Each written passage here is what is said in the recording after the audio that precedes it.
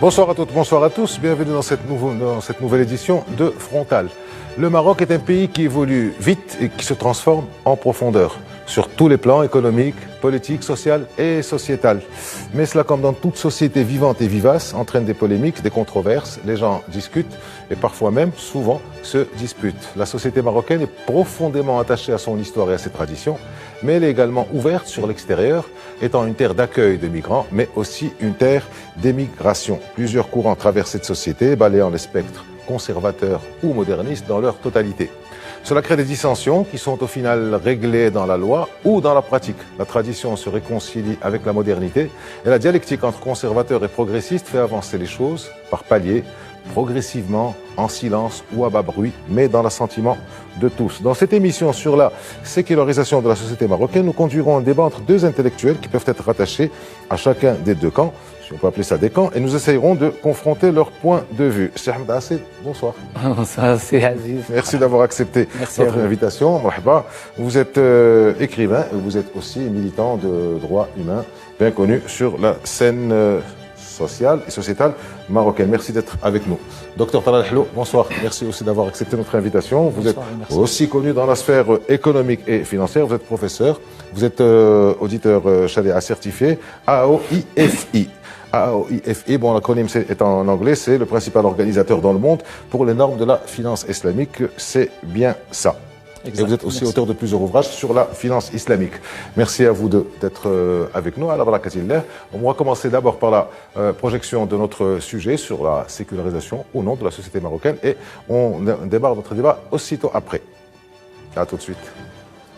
Au Maroc, on parle souvent de gauche et de droite, mais la vraie fracture est sociétale, pas politique. Deux camps s'opposent, les progressistes et les conservateurs. Le Maroc, selon sa constitution, est une nation arabe, amazigh et musulmane avec une identité multiple. Cette diversité nourrit les débats dans la société. Le pays évolue, mais il avance entre ces deux visions opposées. Les progressistes défendent l'égalité des genres au nom de la justice sociale. Les conservateurs s'appuient sur la tradition ou la religion pour justifier le refus. Cette opposition se retrouve aussi dans l'éducation. Que faut-il enseigner aux enfants? Dans quelle langue? Faut-il renforcer l'éducation civique face à l'enseignement religieux? Même en finance, les points de vue divergent. Certains refusent l'emprunt, d'autres travaillent avec les banques sans problème. Les libertés individuelles sont aussi au cœur du débat. Faut-il changer les lois actuelles ou les conserver? Le monde culturel est également touché, comme l'a montré la polémique autour du concert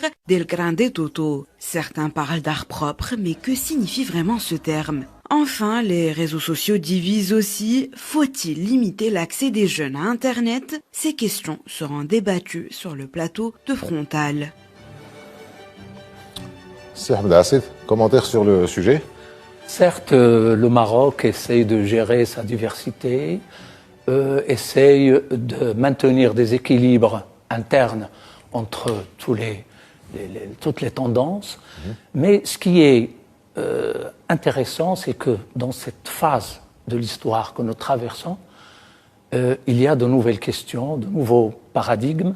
Il y a également un avenir inconnu qui pose beaucoup de questions, avec beaucoup de craintes, beaucoup d'anxiété et aussi beaucoup de violence. Donc, je crois que le grand capital pour les Marocains, c'est le débat national. C'est le débat public national. C'est un capital qu'il faut conserver. Il faut rester unis et laisser le dialogue entre toutes les tendances pour qu'ils se rapprochent, pour qu'ils échangent également. Parce que le Maroc, ça a été, à travers son histoire, un carrefour de civilisation, de langue, de religion.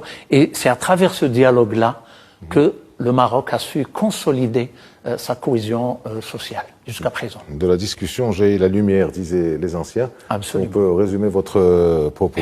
C'est Talal Hello. Alors moi j'aime beaucoup la rigueur, du coup il y a un terme qui a attiré mon attention, c'est se transforme. Est-ce qu'on se transforme ou est-ce qu'on est transformé?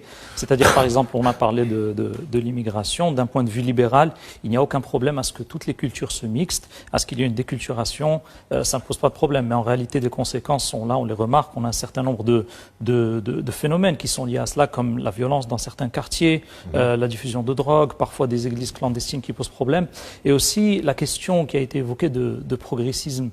Moi, je pense que le musulman est par définition progressiste. C'est-à-dire que dans tout ce qui est domaine de l'innovation, que ce soit économique, sociale, politique, etc., le principe c'est que tout est permis, jusqu'à preuve du contraire. Mais est-ce qu'on va aller dans ce progressisme jusqu'à ce que disait Russell, Bertrand Russell bien sûr, que vous connaissez, est-ce qu'il disait il faut détruire la religion? Est-ce qu'on va aller avec le progressisme jusque-là? Et est-ce que tout progressisme est bon? Et là je relève une intervention qui avait attiré mon attention de si Ahmed Assid, qui disait qu'effectivement, on pratique de la pression à l'intérieur, mais il nous faut de la pression extérieure. Donc moi, j'aimerais lui poser la question, cette pression extérieure, dans quelle mesure on peut demander de la pression extérieure sur notre pays? Parce que la pression, en général, c'est contre quelque chose. Donc pourquoi demander de la pression extérieure? Quel modèle a-t-on? Vers quel modèle veut-on aller dans un modèle de société, justement, dans lequel il y a ce débat? J'aurais bien aimé répondre à cette question, mais elle ne m'est pas adressée. Vous adressez à vous, Ahmed Assid. Oui. Non, je n'ai pas parlé de pression de l'extérieur. J'ai parlé de la responsabilité des Marocains à, c'est-à-dire, consolider leur union nationale, c'est-à-dire le débat interne entre Marocains et Marocains. L'extérieur, c'est autre chose. Mais je crois que le grand capital, comme je l'ai dit tout à l'heure, pour nous, c'est le débat public et national. Et ce dialogue national, on doit le maintenir parce qu'il y a des forces qui essaient de le casser, des forces de l'intérieur, je ne parle pas de l'extérieur. Et bien entendu, si on arrive à maintenir ce débat entre nous, on pourrait arriver à des conclusions qui sont très intéressantes au profit de notre pays. Quand vous dites des forces à l'intérieur qui essaient de le casser, vous pensez à qui? Je pense à toute cette violence, parce que depuis l'apparition des réseaux sociaux, tout le monde a la liberté de parler, c'est un aspect de démocratie, que tout le monde s'exprime librement, mais malheureusement, il s'exprime sans responsabilité. La liberté est liée à la responsabilité, il y a des limites. On ne peut pas se donner le droit de tout casser, parce que je exprime mon opinion. Je peux exprimer mon opinion pour construire quelque chose, mais pas pour détruire ce qu'on a déjà construit. D'accord. Vous savez, je pense que la pression extérieure, docteur Helhou, c'est aussi le fait que la société marocaine soit ouverte sur l'extérieur et que nous avons forcément, il y a une dialectique avec l'extérieur qui se passe. C'est peut-être ça, ce qu'on peut considérer comme une pression. Alors, on passe à notre... En fait, oui. Excusez-moi, mais je faisais référence à une interview que M. Assid avait eue dans une radio, pas d'accord. Il disait que la pression intérieure, il nous faut de la pression extérieure. Maintenant, je comprends. Alors, j'aimerais bien clarifier ce point, si vous voulez. Après, on va passer aux autres. Non, mais la réponse était tout à fait claire. Était bonne. Alors, on passe à notre première des questions. Alors, c'est la Constitution marocaine qui dit en son article 19, en deux parties. Là, selon l'article 19, je vais vous lire deux parties. La première, c'est « L'homme et la femme jouissent à égalité des droits et libertés à caractère civil, politique, économique, social, culturel et environnemental. » Deuxième, l'État œuvre à la réalisation de la parité entre les hommes et les femmes. Alors, est-ce que cette parité est respectée? Est-ce qu'elle doit l'être?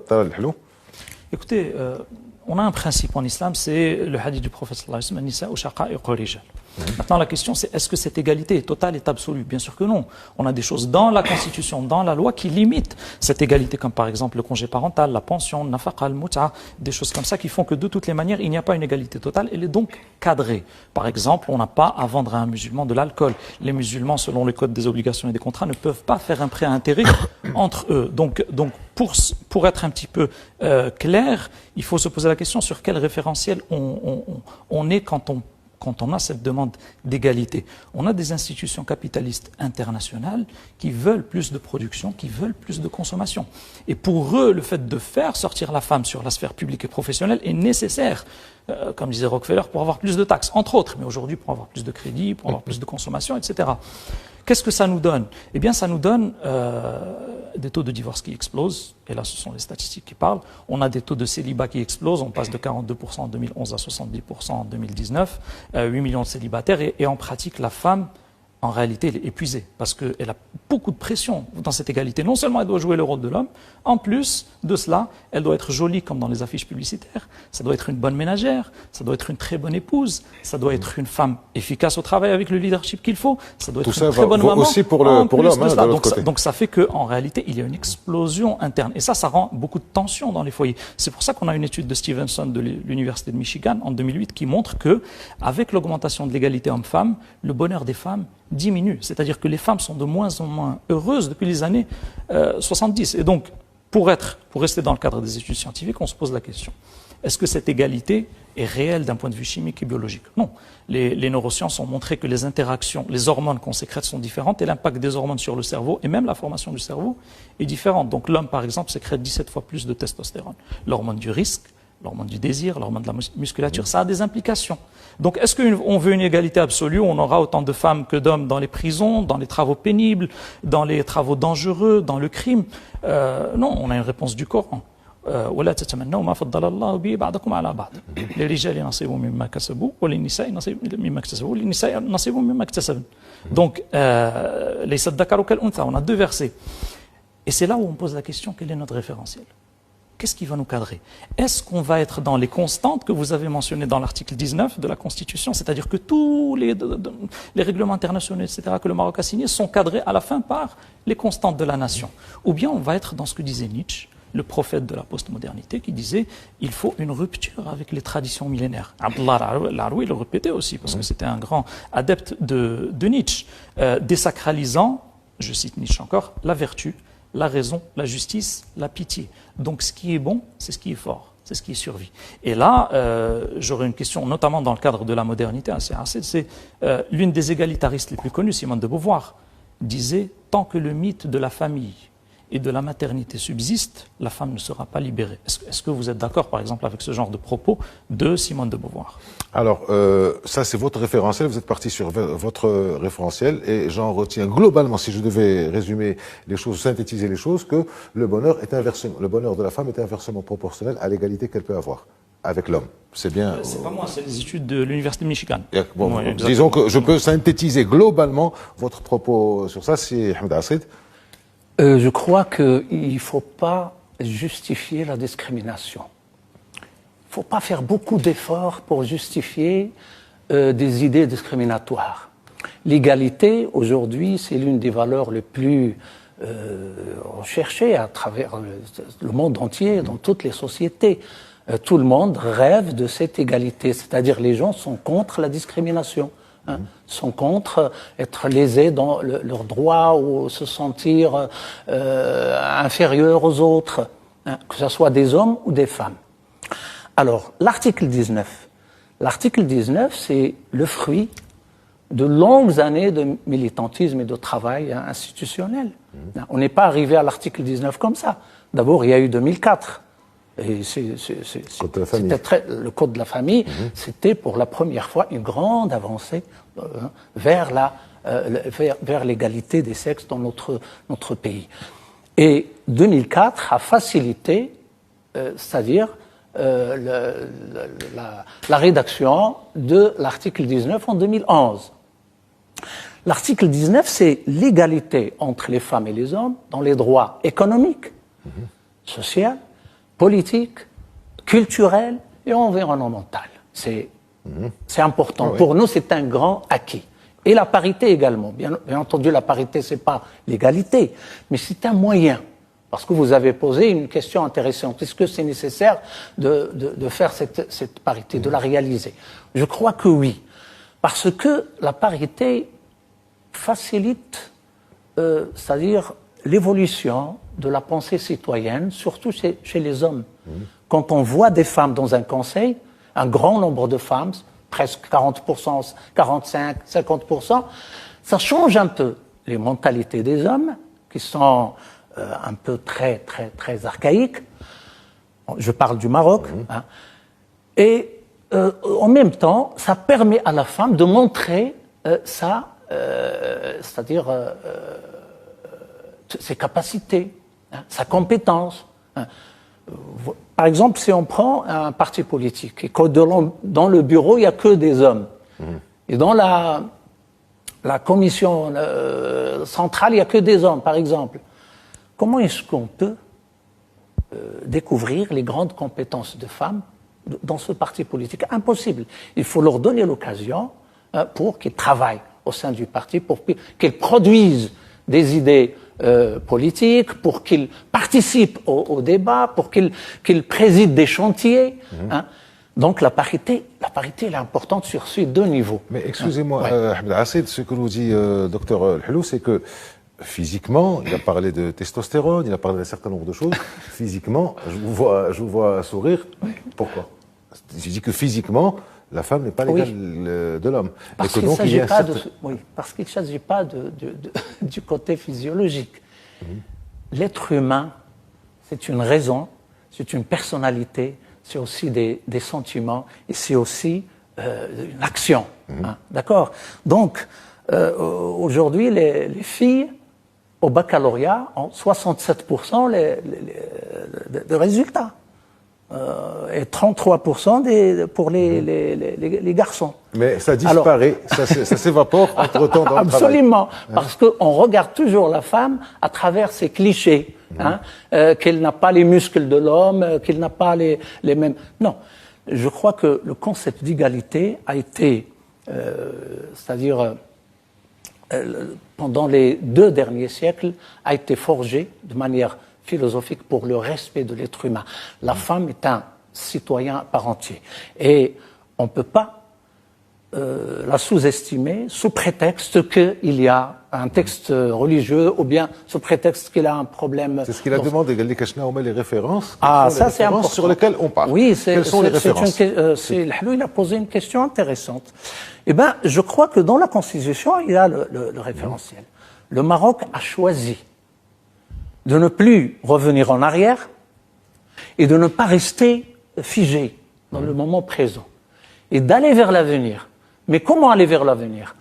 Bien entendu, en faisant un équilibre entre notre passé et entre notre avenir. Et cet équilibre, c'est avec un référentiel traditionnel ouvert, hein, et il faut rappeler la lettre adressée à monsieur le chef du gouvernement par le roi Mohamed VI, et il y a des phrases très très intéressantes. Il a parlé de prendre en considération l'évolution de la société, la mutation, l'ouverture de la société sur l'extérieur. Oui, sur l'extérieur, les principes religieux, mais aussi de pratiquer ce qu'il a appelé al-ijtihad al-munfatih. Pourquoi il n'a pas dit l'ijtihad? L'ijtihad al-munfatih, ça veut dire l'ijtihad, c'est-à-dire qui s'ouvre sur l'avenir et qui nous permet une relecture du référentiel religieux qui n'est pas, bien entendu, fermé. Hein. Le fiqh, c'est pas fermé. Hein, parce qu'il y a des fuqaha qui peuvent trouver des solutions pour la société d'aujourd'hui à partir de ce référentiel religieux, mais en essayant de prendre en considération tous les changements dans la réalité. Parce que finalement, le point, c'est-à-dire la plus grande force devant laquelle on ne peut pas, c'est-à-dire qu'on ne peut pas vaincre, c'est la force de la réalité qui nous impose beaucoup de choses. Alors, je crois qu'il y a une différence au niveau de la perception de la réalité entre vous deux, docteur Helou, quand vous parliez. Vous avez parlé aussi des taux, du nombre des divorces. En creux, ce que j'ai compris, si c'est faux, vous me corrigez, ce que j'ai compris, c'est que cette plus grande liberté accordée aux femmes dans le fait, même dans le fait de divorcer, a augmenté le nombre de divorces. Bien. Or, il y a eu un code de la famille en 2004. Et puis 20 ans après, on est encore en train d'en faire un autre. Entre-temps, la société a énormément évolué. Et entre-temps, il y a beaucoup de migrations, de gens qui sont partis et de plus en plus féminisés. Quand on va demander aux femmes qui ont quitté, oui, parce que certaines règles, certaines réglementations ne nous arrangent pas. Alors, je vous pose cette question de comment le Maroc peut s'inscrire dans la marche du monde, dans l'évolution du monde, tel que ça a été dit par Sa Majesté, tel que on le constate dans la vie de tous les jours, tout en maintenant sa spécificité culturelle et religieuse. On est bien d'accord sur le fait qu'il faut maintenir ce substrat, ce référentiel, mais il y a quand même des choses qui évoluent. Alors, Aziz, les réformes, on en a eu et on en aura encore. Parce qu'en réalité, on a, dans le cadre de ce qui est dit, des contradictions. Donc en fait, la pratique nous donnera beaucoup de problématiques. J'aimerais juste revenir sur 2 points avant de répondre à votre question, si vous le permettez. Bien sûr. Toute discrimination n'est pas négative. Par exemple, le congé maternité, c'est pas négatif, sauf si vous voulez l'enlever. Donc à partir de là, toute discrimination n'est pas négative. Et quand on dit que... on va pas l'enlever, on va ajouter le congé de paternité. Moi, je dirais pas que les mentalités des hommes sont archaïques, parce que ça nous mettrait sur le dos beaucoup d'hommes très intelligents, très innovants, très utiles à la société.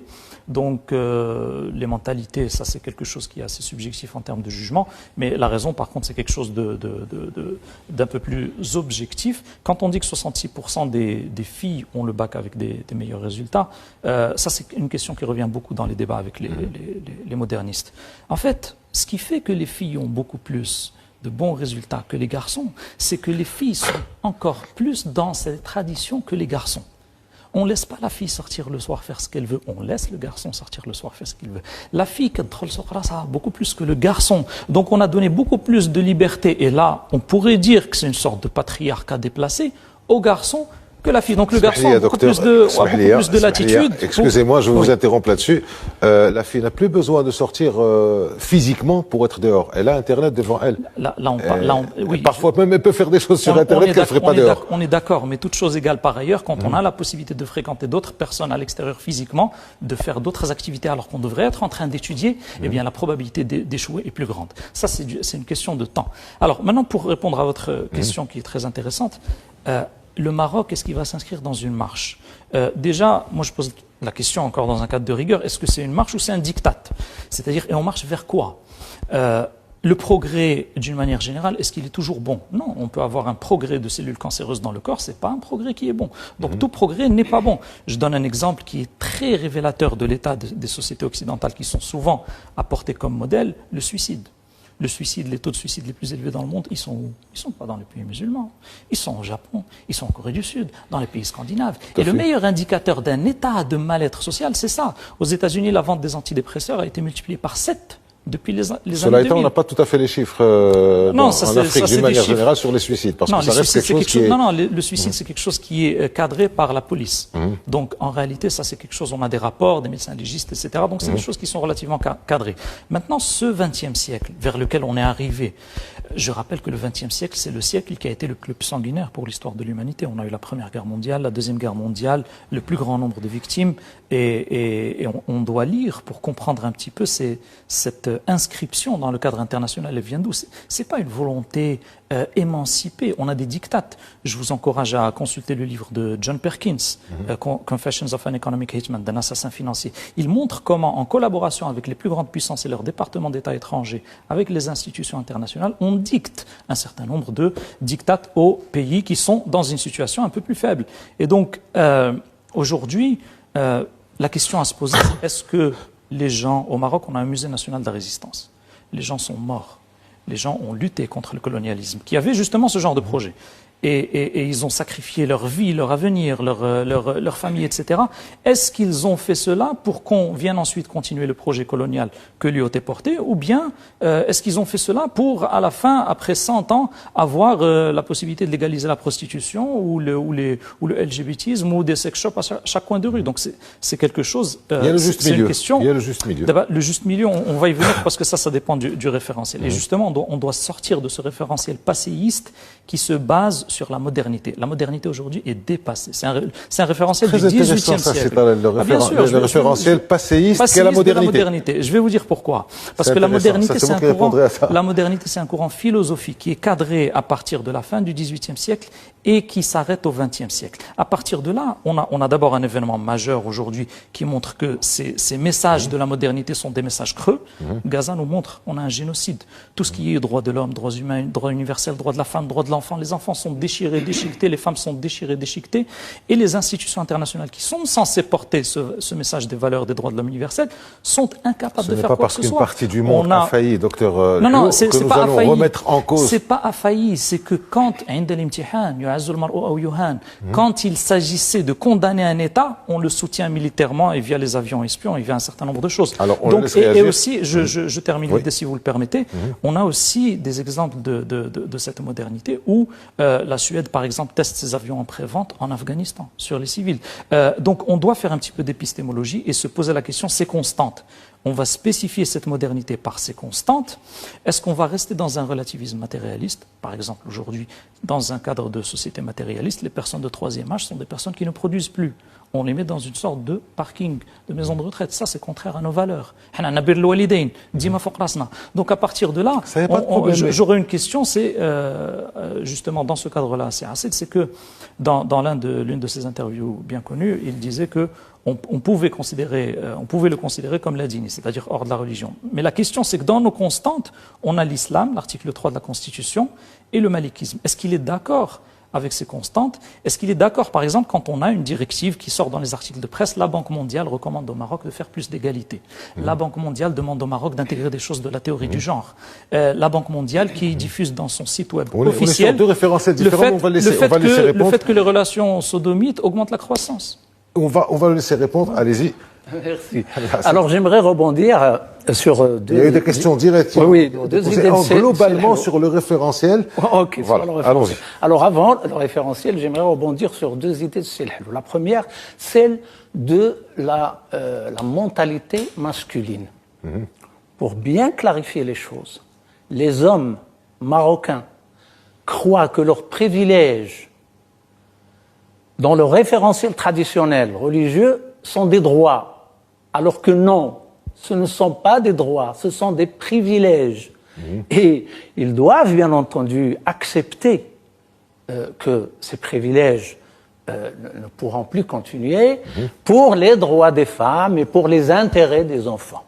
Voilà. Donc, c'est pourquoi je dis une mentalité archaïque, parce que ils n'acceptent pas, les hommes n'acceptent pas que les femmes aient des droits de citoyenneté parce qu'ils se croient avoir une tutelle sur la femme. Et ça, excusez-moi, ça ne peut pas cette question. Est-ce que vous pensez que le raisonnement développé par Dr Talal Hello est archaïque? Quoi? Pardon? Est-ce que vous pensez que le développement... Mais non, je ne parle pas de... Je parle de... Non, je parle de la mentalité masculine. Amitié, hein, mais ça reste quand même un débat. Écoutez, en ce qui concerne les élèves, pourquoi les filles excellent dans l'enseignement? Ce n'est pas pour les raisons citées par Selhalou. La première raison, c'est parce que les filles ont l'obligation d'exceller pour se libérer, pour avoir l'indépendance et l'autonomie économique. Parce que sans cela, il n'y aura pas de dignité pour ces filles. Donc, ils s'accrochent à leurs études pour se libérer. Parce que s'ils restent dans la famille, ils seront mariés avec un homme qui peut ne pas être responsable, qui peut être très violent, et puis ils ne peuvent pas demander le divorce parce qu'ils ne sont pas autonomes. Ils dépendent de nafaqa de l'homme. Donc qu'est-ce qu'ils font? Ils excellent dans les études pour garantir un avenir meilleur. Alors, le référentiel. Le référentiel de l'État du Maroc, ce n'est pas revenir à le fiqh traditionnel. Il n'existe aucun document qui parle de ça. Donc, il y a le référentiel religieux, il y a les principes religieux, d'accord, mais comment est-ce qu'on doit lire et comprendre et expliquer et interpréter ces textes religieux? C'est là le travail, le vrai travail. Alors, tout le monde sait qu'il y a une religion. Et moi, en tant que défenseur des droits humains, je dois respecter toutes les religions qui sont au Maroc, parce qu'il n'y a pas que l'islam. Il y a l'islam, plusieurs doctrines, il y a l'islam soufi, il y a l'islam salafi, c'est l'islam des frères musulmans, il y a l'islam populaire des masses populaires, il y a les chiismes, il y a les bahaïs, il y a les chrétiens, il y a les juifs, etc. Moi, je respecte tous ces gens-là, mais je ne permets à aucun d'eux d'essayer d'imposer son mode de vie ou ses choix personnels à tout le monde et rendre sa religion un ordre social. Voilà, c'est là le problème. La religion, elle est là, et les musulmans sont là, mais la société à laquelle les textes religieux ont répondu n'existe plus. Donc, la réalité humaine change, et les textes sont restés là. Comment est-ce que les textes peuvent se mobiliser aussi avec la réalité? C'est à travers la lecture humaine. Donc tout ça, les textes dont on parle, la Constitution, tout ce qui a été soulevé par Silhlou, c'est humain. C'est humain, c'est notre travail. Donc le Maroc a choisi d'aller de l'avant, d'aller vers l'avenir. Il n'a jamais choisi de revenir en arrière. On n'est pas un État religieux. Donc nous avons le référentiel Et les structures d'un textes. État moderne ont commencé chez nous depuis 1912, et on est en train d'essayer de accomplir un peu le processus démocratique et le processus, c'est-à-dire de démocratisation dans notre pays. Donc, le référentiel religieux doit être lu à partir d'une réalité humaine qui change pour pouvoir répondre aux droits des citoyens. Et bien entendu, quand on parle de constante du royaume, c'est la Constitution parle aussi des droits humains comme étant un tout indivisible et tel qu'il est reconnu sur le plan international. Et puis aussi, on parle de la suprématie des droits humains sur les lois nationales. Et les constantes du royaume, parmi ces constantes, il y a la religion musulmane. Mais comment la lire? Est-ce que c'est la religion des salafistes ou bien la religion des ulama marocains qui ont toujours été des gens vigilants, qui ont toujours essayé de... Ça, c'est le cœur du sujet. Ça répond à votre question, Dr Hello?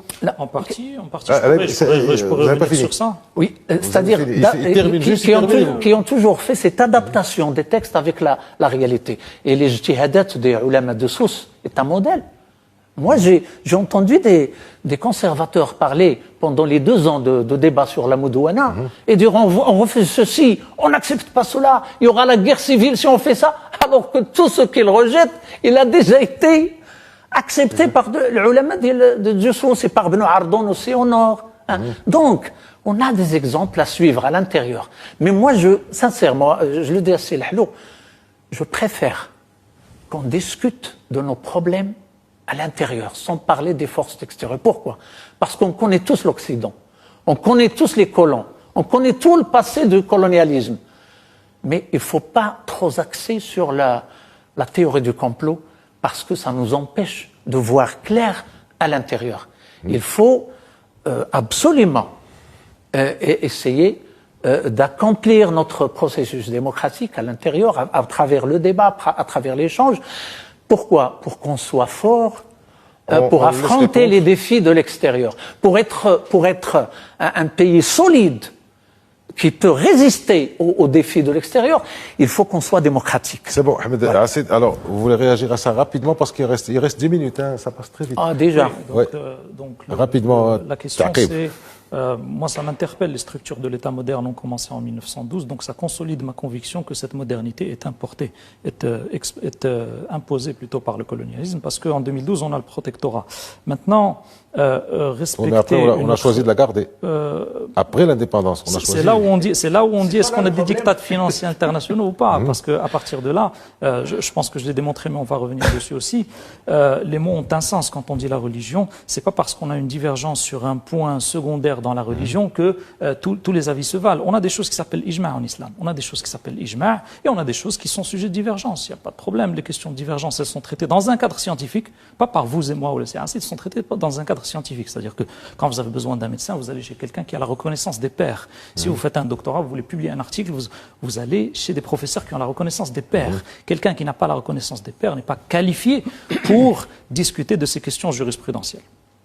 Alors, on continue. On va passer à... Alors, j'aimerais juste clarifier un petit point de 1912.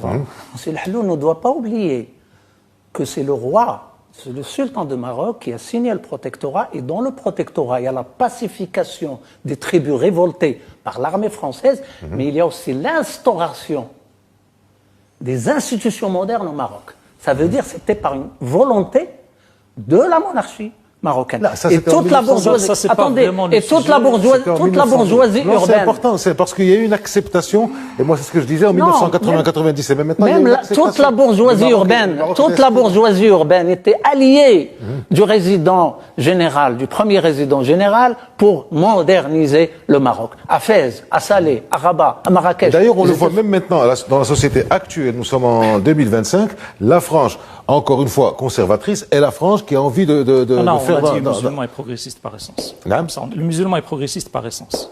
Ah ben alors on est d'accord. J'aimerais bien le voir, le texte. Voilà, mais on va y arriver. Il a parce que parlé sinon, on va tout à rester l'heure dans cette question, on va pas il a se- parlé Alors, tout à l'heure des spécialistes de la chose. Moi, je suis pas frais. Je peux pas faire la fatwa. Mais le Majlis al-Ilmi al-A'la, il peut la faire. Ils l'ont fait.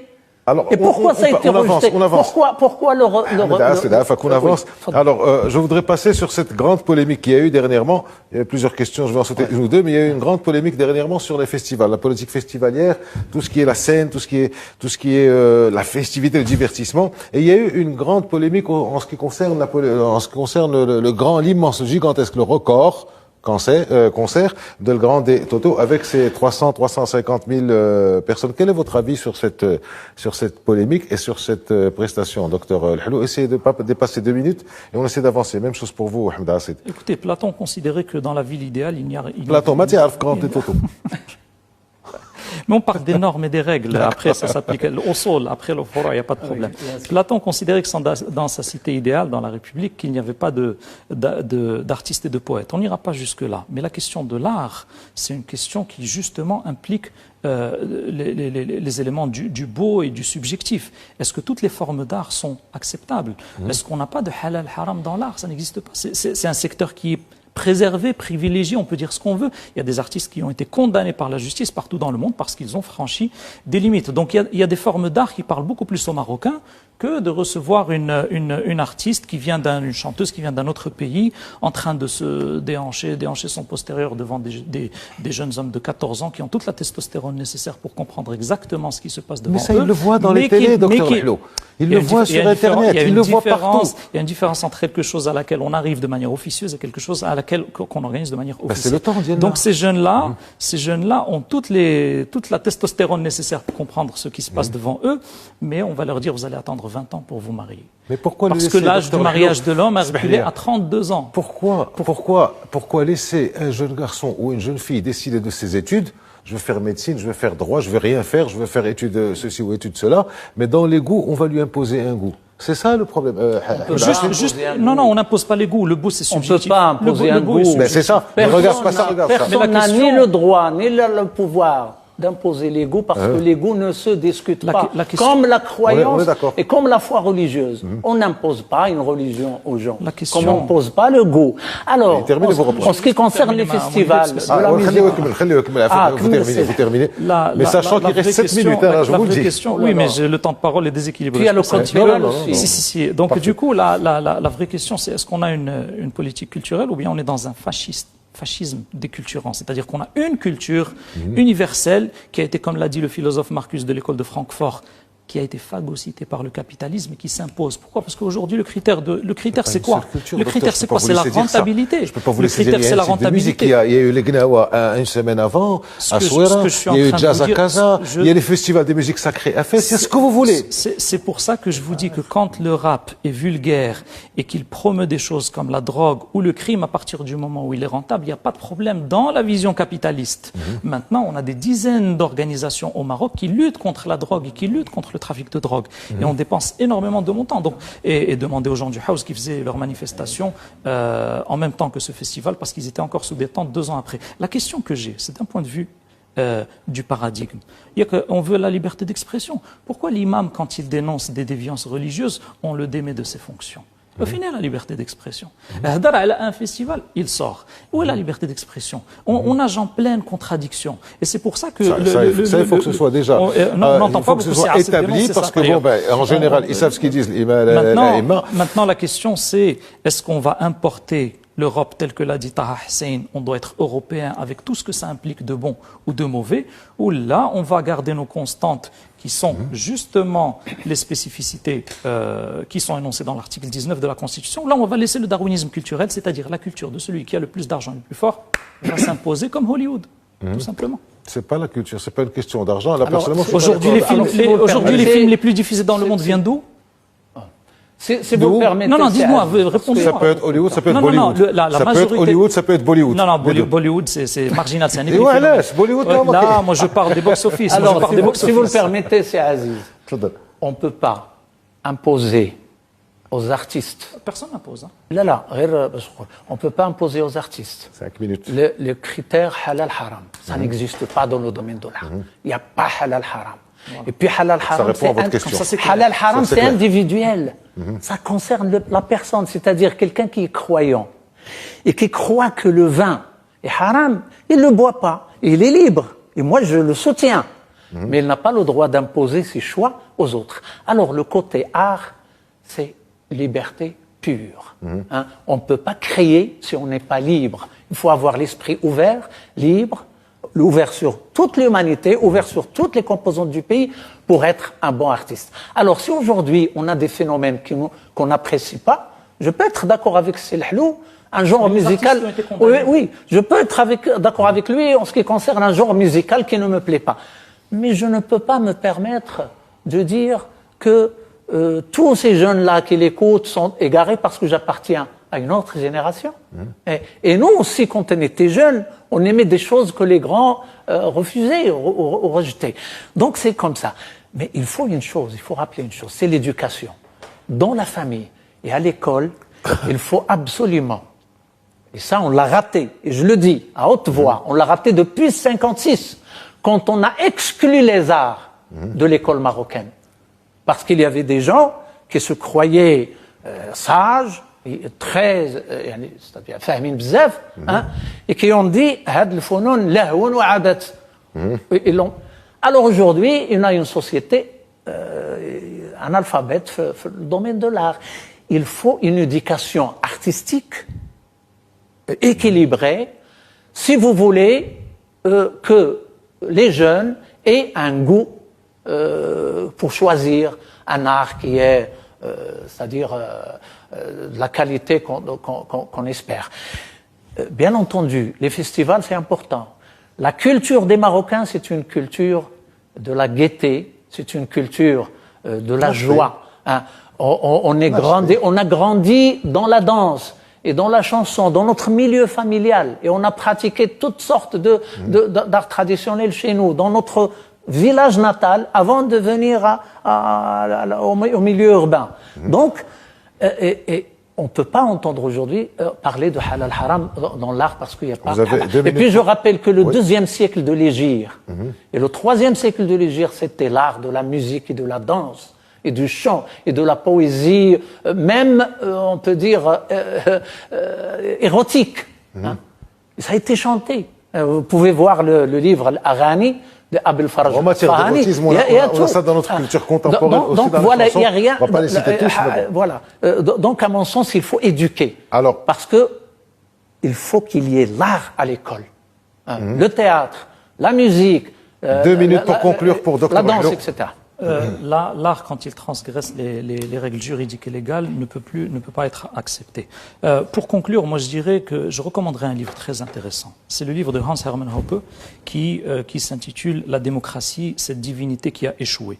Aujourd'hui, comme disait Michel Colomb, cet Occident que l'on voit, qu'on idéalise, c'est Michel Colomb, le chercheur belge que vous connaissez probablement. L'Occident est une simple civilisation de spoliation. Je n'irai pas jusqu'à ce qu'il dit, mais en réalité, toutes les manifestations de richesse et d'art et de florilège civilisationnel, une grande partie, c'est-à-dire liée à, vous savez, l'Inde, 45 000 milliards de dollars ont été pillés de l'Inde au Royaume-Uni. Alors avec ça, on ne va pas construire des jolis trottoirs, on va aller bien plus que ça. Et donc, il faut lire les statistiques. Les faits sont têtus, les études scientifiques sont têtues, les implications sont très importantes. Les modernistes ne parlent pas des conséquences de leur idéologie. Aujourd'hui, on est en train d'appeler à une liberté totale, ce qui implique plus d'alcool, plus de zina, plus d'inceste, plus de prostitution. Comme en Hollande.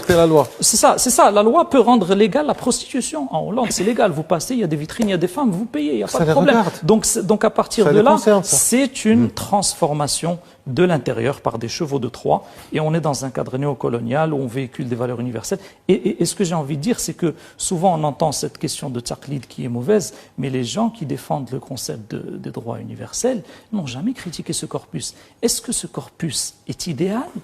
On ne les entend pas sur ces éléments. Donc moi j'aimerais réveiller et libérer les réactionnaires du XVIIIe siècle, parce que la pensée passéiste de la modernité, elle est dépassée. Et comme disait Wael Hallaq, professeur universitaire colombien, Ce sera le mot de la fin. Al-Hadathiyoun, les modernistes ont détruit et démoli tout ce qu'ils ont touché. Aujourd'hui, Gaza montre qu'on est devant une faillite du modèle occidental, à tel point que le directeur de la fac de droit au Liban, à Beyrouth, s'est excusé d'enseigner à ses étudiants les droits humains. Et comme je disais, un point, hors de la religion, dans le cadre ladini, tout est permis. Une phrase. Une petite phrase. Quand on critique trop l'autre, on ne peut pas faire notre autocritique. Si, on l'a fait, on le fait. Dernière phrase, parce que c'est vous qui concluez. Là, bien sûr, on fait notre autocritique. Et j'aimerais que les Marocains prennent conscience du fait que ce prisme néocolonial dans lequel on est, on a des messages creux, mais quand on vient à la pratique, ça ne marche pas. Merci, Talal Hello. Merci, Ahmed. Globalement, vous n'êtes pas d'accord sur grand-chose, même vous êtes d'accord sur rien. Il faudra revenir sur un certain nombre de sujets parce que c'est intéressant. Merci à vous d'avoir suivi ce débat sur Frontal et à la semaine prochaine.